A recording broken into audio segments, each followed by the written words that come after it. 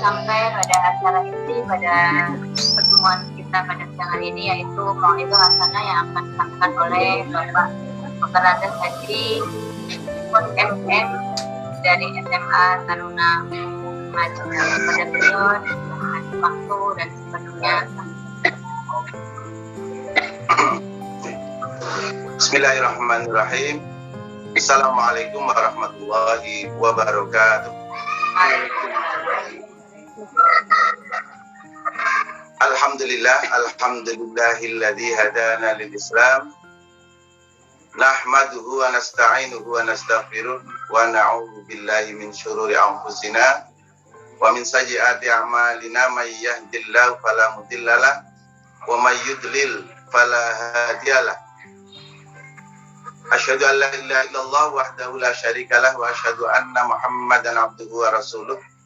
Allahumma shalli ala sayyidina Muhammad wa ala alihi wa ashabihi ajma'in, amma ba'du. Qala Nabi sallallahu alaihi wasallam, akmalul mu'minina imanan ahsanuhum khuluqan wa khiyarukum linisaikum khuluqan. Yang saya hormati Ibu Ketua Dharma Wanita Kecamatan Majenang, saudara saya Ibu Mu'allimah yang saya hormati, serta ibu-ibu semuanya yang berbahagia. Puji syukur marilah kita panjatkan kehadirat Allah pada siang hari ini. Alhamdulillah Allah masih bisa mempertemukan kita diberikan kesehatan oleh Allah. Mudah-mudahan ini bisa menjadikan kita lebih dekat kepada Allah Subhanahu wa Ta'ala. Amin ya rabbal alamin. Selawat salam semoga senantiasa Allah limpahkan kepada junjungan Nabi Agung Muhammad Sallallahu Alaihi Wasallam, kepada keluarga dan sahabatnya, kepada kita semuanya, dan mudah-mudahan kita akan mendapatkan syafaat pada yaumil qiyamah. Amin, amin ya rabbal alamin. Ibu-ibu Dharma Wanita Kemenak Kecamatan Majenang yang saya hormati, saya tadi diberikan undangan untuk sekedar memberikan mau'izah hasanah. Kayaknya kalau mau'izah hasanah seperti pengantenan saja ya Mbak Im. Sehingga alhamdulillah pada siang hari ini dengan tema yang tadi di-request kepada saya adalah keluarga sakinah. Keluarga sakinah mungkin sering sudah kita dengarkan bersama-sama, terutama ketika kita bertemu atau menghadiri mau'izah hasanah di pengajian ataupun di pengantenan, maka di sana kita sering mendengarkan mau'izah hasanah. Hanya saja lebih khusus di situ, di sana ditekankan tentang bagaimana seorang istri berbakti kepada suaminya. Maka saya ingin menyampaikan seperti tadi yang dalam hadis Nabi kita Muhammad SAW sabdakan, akmalul mu'minina imanan ahsanuhum khuluqan wa khiyarukum linisaikum khuluqan. Orang mukmin yang baik adalah orang mukmin yang terbaik akhlaknya. Wa khiyarukum, dan orang yang paling baik di antara kamu adalah orang yang paling baik akhlaknya terhadap istrinya. Wa khiyarukum linisaikum khuluqan. Ya. Baik, mungkin sudah paham tentang hadis ini yang diriwayatkan oleh Muslim, bahwa dalam keluarga kendali utama itu memang ada pada orang laki-laki. Ar-rijal qawwamuna 'alan nisa. Maka ketika kendali itu ada pada laki-laki, apakah keharusan seorang istri untuk mewujudkan sebuah keluarga sakinah mawaddah warahmah itu tanpa apa-apa, tanpa syarat? Tidak. bahwa untuk mewujudkan sebuah keluarga yang sakinah, yang kita semuanya, ini para ibu-ibu yang saya hormati, pastilah kita menginginkan untuk keluarga kita menjadi keluarga yang sakinah, mawaddah warahmah. Itu sudah barang tentu. Tetapi usaha kita, ikhtiar kita tetap kita usahakan. Maka ketika Nabi mengatakan akmalul mu'minina imanan ahsanuhum khuluqan, seorang mukmin yang sempurna akhlaknya adalah orang yang terbaik akhlaknya. Kemudian diteruskan khiyarukum. Nah, ini kepada untuk seorang suami kepada ada keluarganya, maka dikatakan sebaik-baik kamu adalah orang yang terbaik kepada istrimu akhlaknya. Sehingga ketika seorang istri yang harus dipatuhi oleh seorang suami yang harus dipatuhi oleh seorang istri, maka memang tidak tanpa syarat, pastilah harus pakai syarat. Kalau seorang suami rijalun qawwamuna 'ala nisa sebagai pemimpin, maka syaratnya adalah dia harus menjadi orang yang terbaik akhlaknya kepada istri dan juga keluarganya. Ini syarat mutlak menjadi akmalul mukminin. Ketika suami tidak bisa menjadi imam yang terbaik, maka boleh jadi ya syarat itu belum terpenuhi. Syarat itu belum dapat tercapai. Bagaimana mungkin seorang istri dikatakan harus patuh, sementara suaminya juga tidak menunjukkan sebagai seorang imam yang baik. Oleh karenanya, mari kita bersama-sama untuk bisa berikhtiar menjadi keluarga yang sakinah, keluarga yang tentram, keluarga yang tenang, keluarga yang memang diridhoi oleh Allah Subhanahu wa Ta'ala dan yang kita idam-idamkan bersama-sama. Maka kalau di dalam Al-Quran itu banyak sekali tentang keluarga yang baik, ada yang keluarga yang tidak baik. Bermacam-macam keluarga itulah hendaknya menjadi sebuah keteladanan ataupun mau'izah untuk kita semuanya. Keluarga Nabi Nuh umpamanya, maka seorang istri yang tidak baik kepada suami dan juga kepada Allah, tidak taat kepada Allah Subhanahu wa Ta'ala. Demikian juga keluarga Nabi Lut. Maka kita memang harus belajar bagaimana keluarga yang masih utuh, suami, istri, dan juga anak-anak bisa menjadi keluarga yang memang dirindukan oleh Allah, dirindukan oleh Nabi, sehingga bisa bukan hanya ketika hanya di dunia saja, tetapi hatal akhirah, sampai dengan akhirat kelak. Ibu-ibu Dharma Wanita Kecamatan Majenang yang saya hormati. Kemudian kalau di dalam hadis Nabi yang lain dikatakan ad-dunya mata'un wa khair mata'iha al-mar'ah as-salihah atau mar'atun salihah. Dunia ini adalah hiasan dan sebaik-baik hiasan adalah wanita yang soleh, wanita yang solehah. Ini jelas bagaimana digambarkan di dalam sebuah keluarga pada zamannya Nabi, maka pernah ada seorang istri dengan suaminya, kemudian punya anak perempuan. Anak perempuannya itu ada 2 orang yang mencintai. Maka ketika diadukan kepada atau minta pandangan kepada ibunya, di sana ibunya memandangnya, nak, kamu pilih si A saja. Ketika ditanya, kenapa Bu harus memilih si A? Ya karena dia sudah mapan. Karena dia dari keluarga terpandang. Tidak lagi berpikir tentang moralitas. Yang penting adalah dari segi materi tercukupi. Dia berpandang dengan materi itu, dia anaknya itu akan bahagia. Namun ketika anak perempuannya itu mengadukan kepada Nabi, ya Rasulullah, saya mempunyai calon, ada 2 orang. Kalau ibu saya milih si A, sedangkan saya milih yang B. Dengan alasan bahwa yang B itu adalah kami pandang agamanya lebih baik dan lebih soleh.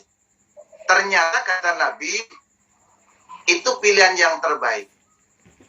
Maka dalam hadis Nabi itu kan, far bidzatiddin, pilihlah, utamakan agama. Ya, ini biasanya di dalam sebuah rumah tangga kita sering mendengar sebuah perdebatan atau mungkin diskusi antara seorang suami dan istri, maka kebanyakan mayoritas orang itu memang lebih hubbud dunya wa karahiyatul maut, kata Nabi. Umat Islam adalah umat yang suatu saat di akhir zaman ini, kata Nabi, akan terombang-ambing dan mereka akan mempunyai penyakit yang namanya penyakit wahan, cinta dunia dan juga takut mati. Boleh jadi seorang ibu tadi di zaman Rasul yang digambarkan hubbud dunya, kecintaan kepada dunia, ya memang wajar. Tetapi ya tidak melupakan kecintaannya kepada akhirat, karena dunia ini adalah sekedar kita mampir sebentar dan insya Allah kita akan lebih lama nanti di akhirat. Kalau kita diberikan pilihan, mungkin ini ibu-ibu yang pada saat ini bisa hadir secara virtual, mungkin akan memandang milih ya orang yang mapan dalam segi ekonomi, mapan dalam segala hal, sehingga nanti merasa anaknya itu akan terjamin. Tapi kata Nabi tidak demikian. Ketika di zaman Khalifah Umar bin Khattab, ternyata anaknya Khalifah Umar bin Khattab itu dia dipilihkan dengan anak seorang janda yang tidak pula sebagai seorang yang kaya. Karena lebih mengutamakan pesan Nabi, fazbar bidzatiddin, utamakan agama. Taribat yadak, insya Allah engkau akan menemukan sebuah kebahagiaan. Oleh karenanya, ibu-ibu yang saya hormati, pertama mungkin kita akan menyampaikan apa sih kriteria mar'ah solihah, kata Nabi. Karena ini dunia adalah perhiasan, sebaik-baik perhiasan adalah wanita atau seorang istri yang solehah. Yang pertama adalah orang yang senantiasa bisa menjaga sholat 5 waktunya. Sehingga seorang istri, karena dia adalah madrasatul ula, madrasah pertama kali, dia yang memberikan pendidikan pertama kali kepada anak-anaknya, maka dia betul-betul harus bisa menjadi contoh teladan yang terbaik. Kita lebih banyak biasanya sering mengatakan sana, tapi tidak mari. Maka disinilah butuh sebuah keteladanan. Keteladanan bagi seorang ibu dan juga seorang suami di dalam keluarga. Ketika anak kita umpamanya melihat ibunya menjelang maghrib, bapaknya ketika menjelang maghrib dia tidak begitu siap-siap untuk bilang anaknya, sana nak, kamu pergi ke masjid. Kemudian si anak pergi ke masjid dan itu berulang-ulang. Ternyata bapaknya masih tetap ketika anaknya pulang masih nonton TV, ibunya masih sibuk dengan gadgetnya, dengan HP-nya. Maka suatu saat ketika diperintah lagi, si anak itu mungkin tidak akan mentaati ibunya ataupun bapaknya. Karena apa? Bahasa kita itu kan biasanya ya ibu-ibu, jargoni. Iso ngajar tapi orang iso ngelakoni. Kita biasa memerintahkan, tapi bagaimana ayo seorang bapak bersama-sama dengan anaknya mengajak kepada anaknya, ayo kita ke masjid bareng-bareng, kita berangkat bareng-bareng. Atau seorang ibu ngajari kepada anak-anaknya ketika akan memerintahkan untuk bisa anaknya rajin tadarus Al-Quran di rumah setelah ba'da maghrib ataupun ba'da sholat, maka ibu harus memberikan atau menjadi seorang yang madrasatul ula, sekolah pertama bagi anaknya, seorang pendidik yang pertama bagi keluarganya. Ketika dia bisa memberikan keteladanan yang baik, maka insya Allah anak itu akan manut dan akan mudah untuk kita itu bawa kepada arah yang lebih baik. Kemudian yang berikutnya, seorang istri yang solihah adalah seorang istri yang mempunyai rasa malu, duwe isin, ya. Malu ketika dia berperangai, berkarakter, dia tidak berakhlakul karimah. Malu ketika dia itu mungkin tidak bisa menjaga sholatnya, ketika dia tidak bisa berakhlak baik dengan suaminya.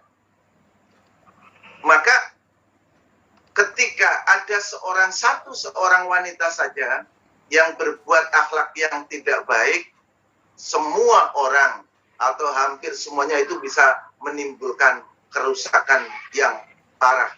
Karena al-mar'ah, kata ahli hikmah, aimatul bilad, sokok guruneng negoro. Jadi ketika ada seorang yang umpamanya ada seorang artis yang biasa jogetnya itu ngebor satu Indonesia, maka itu sudah bisa dicontoh. Hampir setiap RT, RW itu semuanya bisa ngebor semuanya. Ini sebuah gambaran, sebuah contoh. Bagaimana Napoleon Bonaparte ketika akan menundukkan sebuah negara, kemudian ada seorang wanita yang mengatakan, saya akan temui Napoleon supaya tidak menjajah negara saya. Ternyata berhasil dengan dia mungkin memberikan sesuatu kepada sang jenderal sehingga takluk dan dia harus pergi, tidak jadi menjajah. Seorang wanita dia bisa menyelamatkan, tapi juga bisa menghancurkan. Al-mar'ah as-solihah, seorang wanita yang baik, wanita yang solehah adalah wanita yang bisa atau memiliki sifat malu. Kemudian yang ketiga, wanita solehah untuk membina, menjadikan keluarga itu keluarga yang sakinah, maka wanita yang tidak suka mengumbar auratnya, fisiknya di medsos untuk saat ini. Ini banyak sekali ibu-ibu, mungkin anak-anak putri paling suka dengan mengumbar fotonya. Ya mungkin tertutup auratnya, tetapi jangan sampai menjadikan wanita itu menjadi pandangan para ikhwan laki-laki yang bukan mahramnya. Yang bukan mahramnya nanti melihat, melirik, memperhatikan itu semuanya, itu kan menjadi tidak baik. Maka kita harus bisa menjaga diri kita dan juga keluarga kita. Kemudian yang berikutnya, yang keempat, jadilah seorang istri, ibu-ibu dharma wanita. Jelas itu karena di Kementerian Agama adalah muslim dan muslimah semuanya dan mukminah, maka ini harus bisa menjaga keutuhan rumah tangga dengan bisa menghibur suaminya. Artinya memberikan kebahagiaan kepada suaminya dengan tidak menjelek-jelekan kepada suaminya. Karena di sana dikatakan bahwa wanita itu adalah sebagai libasul lahum, sebagai pakaian bagi para suaminya. Ketika menjadi pakaian, hendaknya bisa menutup semua kekurangan, bisa menjadi penghias kebanggaan bagi suami-suaminya tersebut. Kemudian yang berikutnya, saudara-saudaraku semuanya, seorang wanita yang solehah, kata para muallim, para ulama, untuk saat ini adalah orang yang tidak bermudah-mudahan, wong sing ora gampangan berkholwat ketemu dengan laki-laki yang bukan muhrimnya, apalagi pergi berduaan ataupun ngobrol berjam-jam dengan yang bukan mahramnya, karena itu akan menimbulkan kecemburuan. Kata Nabi, jangan sampai kita seorang wanita itu menjadikan seorang suami itu cemburu karena memang sang istri itu sering berduaan dengan yang lain ataupun berkhalwat. Maka ini yang memang harus dijaga betul-betul agar bisa keluarga menjadi keluarga yang sakinah. Kemudian ibu-ibu yang saya hormati, di sini ada bapak-bapak yang mendengarkan juga. Yang berikutnya mungkin bukan hanya bagi seorang suami, seorang istri saja, maka peranan berikutnya untuk mendirikan sebuah keluarga yang sakinah itu adalah peran seorang laki-laki. Karena laki-laki itu dikatakan sebagai imam di dalam sebuah rumah tangga. Sebuah imam akan masuk surga atau neraka, maka imam itu memang harus bisa menjadi uswah, bisa menjadi teladan bagi keluarganya. Sehingga ar-rijal qawwamuna 'alan nisa, laki-laki itu menjadi pemimpin rumah tangga, penentu. Maka kalau firman Allah, a'udzubillahi minasyaitonir rajim, qu anfusakum wa ahlikum nara, jaga dirimu, keluargamu daripada neraka. Sepertinya ayat ini ayat yang hanya berbicara tentang akhirat. Namun saya rasa bukan berbicara tentang akhirat saja. Ini juga berbicara tentang dunia. Ketika kita ingin selamat akhirat, maka syaratnya di dunia ini kita memang harus bisa menyelamatkan. Siapa yang diselamatkan adalah anfusakum dan juga ahlikum, dirimu. Ketika dikatakan anfusakum, dirimu, seorang suami, seorang istri memulai dirinya ibda' binafsik, mulai dari diri kita terlebih dahulu. Sebelum kita memberikan perintah, sebelum kita amar ma'ruf kepada anak kita, keluarga kita, maka mulai dari diri kita. Menjadi orang yang bisa jadi contoh bagi keluarga dan juga masyarakat. Ahlikum, kewajiban untuk menyelamatkan keluarga daripada siksa neraka adalah pertama ada pada tanggung jawab seorang suami.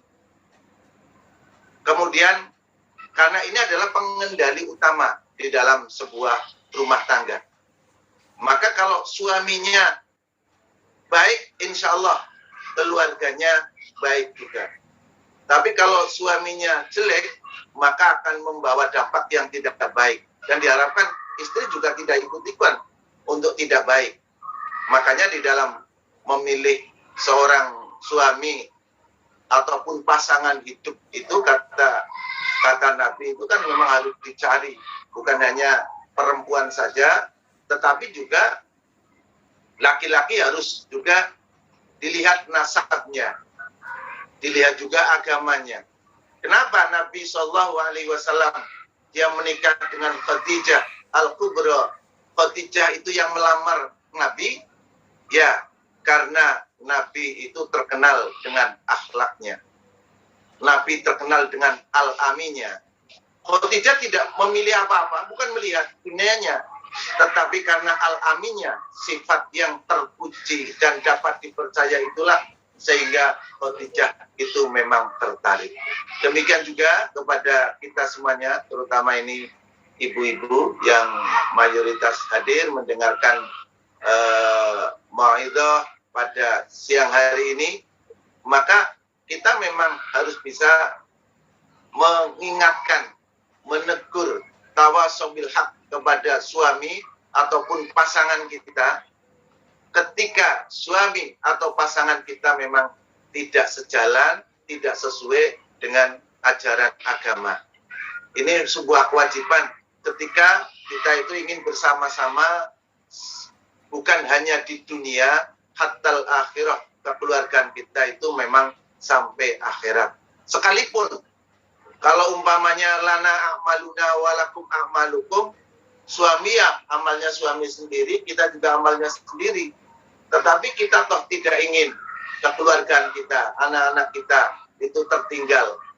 Rasanya bukan menjadi mar'atun sholihah ketika kita itu hanya beribadah melulu tanpa memikirkan keluarga kita.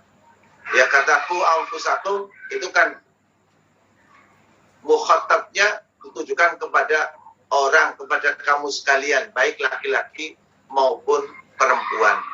Maka kewajiban bersama laki-laki maupun perempuan adalah bisa menjaga diri kita.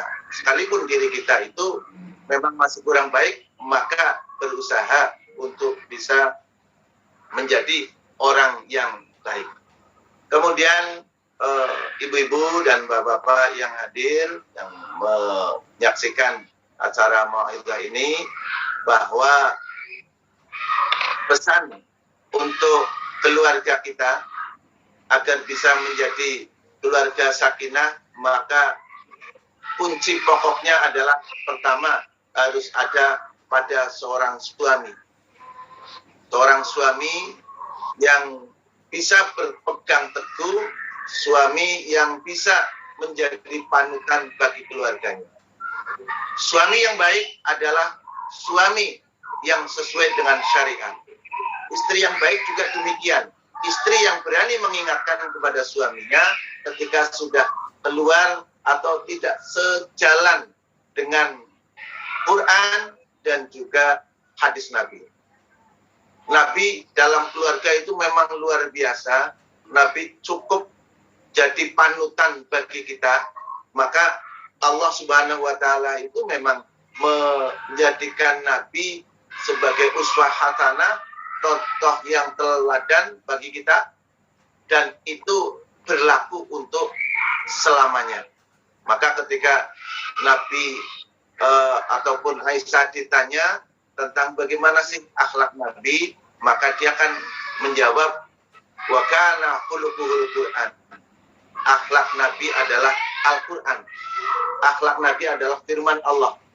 Maka belajarlah dengan firman Allah dalam milah Al-Quran, termasuk belajar bersama kaitannya dengan agama, mendalami Al-Quran dan sunnah Nabi. Insya Allah ketika kedua-duanya bisa sejalan, kedua-duanya bisa melaksanakan atau belajar mendalami Al-Quran dan As-Sunnah bersama-sama, insya Allah ini lan tadillu abadan, tidak akan sesat selama-lamanya. Yang jelas jangan sampai keluarga, suami maupun istri serta anak-anak kita menjauh dari Quran, jauh daripada sunnah Rasulullah Muhammad Sallallahu Alaihi Wasallam. Ya. Kemudian mungkin yang terakhir, saudara-saudara semuanya yang hadir pada kesempatan kali ini, maka sebagai kata khatimah terakhir, bahwa untuk membentuk sebuah keluarga yang sakinah, mawaddah, warahmah itu memang tidak harus mendapatkan seorang suami yang ganteng ataupun istri yang cantik. Sekalipun itu juga penting. Tapi kata Nabi, fadfar bidzatiddin, utamakan agama. Seorang ibu juga demikian, ketika memilihkan calon untuk anaknya, maka fadfar bidzatiddin, utamakan agamanya. Insya Allah taribat yadah. Jangan sampai kita itu terbawa hawa nafsu karena hanya menginginkan keduniaan saja. Sebagaimana yang tadi saya contohkan di depan, bagaimana seorang sahabat Nabi juga nalurinya seorang wanita, anak saya itu harus menjadi anak yang nanti kecukupan. Tapi belum tentu dengan materi yang banyak dia akan menjadi keluarga yang sakinah. Kata Nabi, ketika anak itu menyampaikan kepada Nabi, maka Nabi mengatakan pilihan yang tepat. Maka mafhum mukhalafahnya, makna yang terbalik adalah pilihan ibunya kurang tepat. Karena hanya menginginkan faktor ekonomi saja. Maka sesuai dengan kata Nabi, orang Islam itu memang nantinya akan terombang-ambing dan mereka akan mempunyai penyakit yang namanya wahan, yaitu kecintaan kepada dunia dan cintanya kepada Allah mungkin nomor sekian. Kemudian yang kedua, karahiyatul maut, takut kepada mati. Dan ini fakta yang ada pada kita, fakta yang ada di dalam rumah tangga seputaran kita semuanya. Saya kira itu saja yang dapat saya sampaikan karena sudah masuk sholat zuhur. Insya Allah mudah-mudahan bisa bertemu kembali pada kesempatan dan waktu yang akan datang. Demikian, mohon maaf atas segala kekurangan dan kekhilafan. Billahi taufiq wal hidayah. Nasrun minallah wa fathun qarib. Assalamualaikum warahmatullahi wabarakatuh. Waalaikumsalam warahmatullahi wabarakatuh. Silakan pada Pak Haji Musafir yang tadi sosial kepada kita pada siang hari ini. Ada beberapa poin yang bisa saya simpulkan dari apa yang saya sampaikan.